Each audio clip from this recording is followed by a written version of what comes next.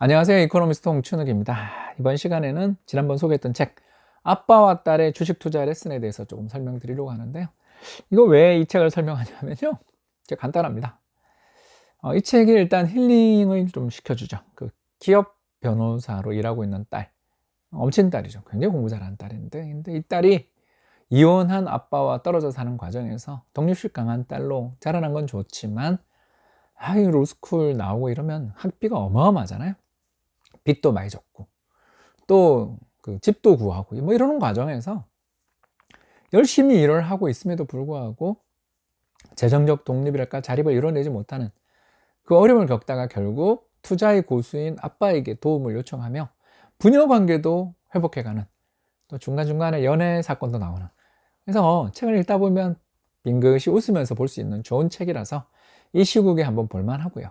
두 번째는 이제 주가 많이 빠졌습니다. 그래서 미국 주식시장이 30% 이상 빠졌으니까요. 이렇게 주가가 패닉에 빠지게 될 때 수많은 기업들이 주가가 폭락합니다. 뭐 다우지수 구성 종목도 예외가 없죠. 그래서 지난 3월 17일까지 빠진, 이때만 해도 뭐 28% 정도밖에 안 빠진, 여기서 추가적으로 더 빠졌죠. 이렇게 폭락 과정에서도 보면 보잉같이 마이너스 64%를 기록하는 그런 기업들이 막 나옵니다. 그러니까 세계를 대표하는 30대 기업들조차 30에서 60% 주가가 폭락한 기업들이 쉽게 나와요. 자, 그렇다면 이 대목에서 한 가지 궁금증이 나오죠. 혹시 코로나19 사태, 코로나 쇼크가 진정되고 세계 경제가 정상화되는 날이 언젠지는 모르지만 먼 미래에도 살아남고 먼 미래에도 경쟁력을 유지하며 먼 미래에도 지금보다 이익을 더 많이 만들어낼 수 있는 기업을 주가 폭락했을 때 좀 사두면 어떠냐? 이거 진정한 의미의 가치 투자 아니겠습니까? 특히 뭐 비자라든가 아멕스 같은 기업들은 지금이야 금융기관이니까 함께 주가 폭락하는데, 이 회사들은 우리가 카드라든가 신용거래를 할 때 온라인 지금 거래 엄청 많이 하잖아요. 필수적으로 써야 되는 회사들인데 이 회사들의 주가가 이렇게 빠지는 게 적절한가? 뭐 이런 생각들을 가지는 분들 많을 겁니다. 자, 그렇다면 어떤 원칙을 가지고서 저평가된 종목을 골라야 되는가? 이야기를 해보겠습니다.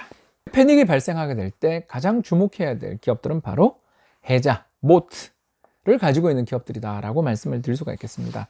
바로 아빠와 딸의 주식 투자 레슨에서 나오는 한 대목을 인용해 보겠습니다. 첫 번째 해자는 브랜드입니다. 코카콜라 바로 떠오르죠. 경쟁 상대로 부상할 만한 브랜드가 없다라는 거죠. 거의 뭐 이 브랜드 말고는 떠오르지 않는 어떤 회사, 어떤 품목을 떠오르는 순간 그 기계명이 아니라 브랜드가 먼저 떠오르는 기업들을 한번 찾아보자라는 거죠. 결국 업계에 가장 먼저 진입해서 해당 산업을 대표하는 브랜드가 된 경우에는 브랜드의 해자에 속하겠죠. 코카콜라라든가 애플 같은 기업들이 지금이야 뭐 어려움을 겪을 수 있죠. 그러나 수년 후에 온라인 이런 상거래, 더 나아가서 세계 경제가 다시 회복된 다음에도 이 주가를 유지할 것인가에 대해서 한번 고민해 볼 필요 있지 않냐라는 그런 질문입니다.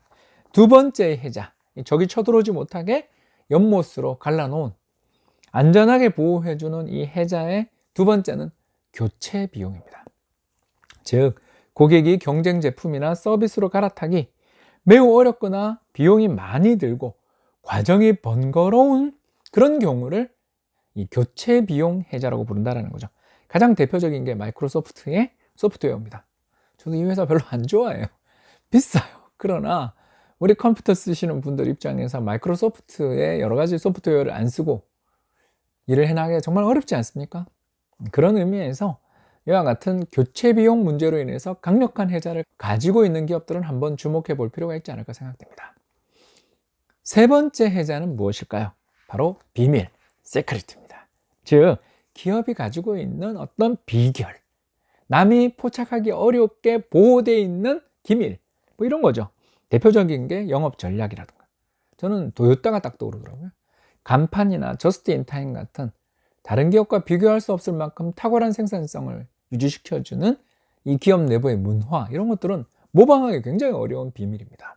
더 나아가서 특허권, 지적재산권, 이런 거 어떻게 건드릴 수 있겠어요? 예를 들어서 뭐 화이저가 가지고 있는 비아그라, 또는 유나이티드 헬스그룹 같은 이런 회사들, 다우 지수 구성 종목들에 속하고 있는 기업들, 헬스케어 기업들은 주가 거의 20%씩 빠졌어요.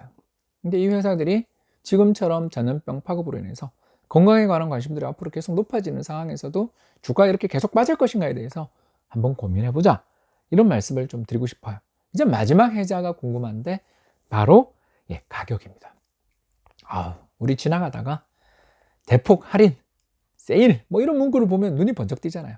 다시 말해서 다른 경쟁 기업들 대비 저렴하게 만들고 특히 꾸준히 저비용으로 공급해 줄 수 있는 그런 기업들은 앞으로도 계속적으로 경쟁의 우위를 누리지 않겠느냐라는 겁니다.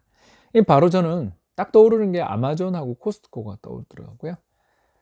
그리고 또 월마트도 포함될 수도 있겠습니다. 그리고 한국에서는 삼성전자나 현대차 같은 기업들이 세계적인 다른 경쟁자들에 비해서 굉장히 저렴한 가격에 품질 좋은 제품을 공급해 준다는 측면에서 가격이라는 측면에서 본 해자를 지니고 있다고도 볼 수 있는 것 같아요.